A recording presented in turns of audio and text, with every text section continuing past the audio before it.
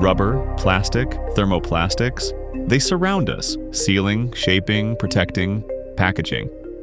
At first glance, they seem alike, but their structures tell very different stories. Rubber is an elastomer, a polymer of long, flexible chains, permanently bonded together through vulcanization. Those bonds give rubber its defining trait.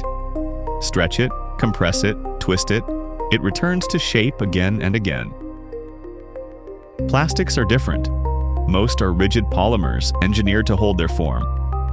Polypropylene, polyethylene, PVC, they provide structure and stability. Push them too far and they don't rebound. They crack, shatter, or warp. Within plastics lies a special family, thermoplastics. These soften when heated and harden when cooled, without chemical change.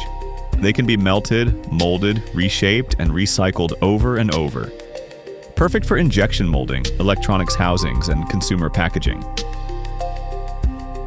Rubber, by contrast, is a thermoset. Once vulcanized, its structure is locked. It won't melt or flow, heat it too much, and it breaks down. But that permanence is exactly why rubber excels where plastics fail, in high heat, high pressure, high vibration environments. Each material brings its own strengths. Thermoplastics offer speed, recyclability, and complex geometry. Rigid plastics deliver lightweight structure, but only rubber provides true elasticity, vibration isolation, and long-term resilience. Understanding these differences is key to engineering the right solution, because when the job demands flexibility, sealing, or shock absorption, rubber doesn't just compete, it outlasts.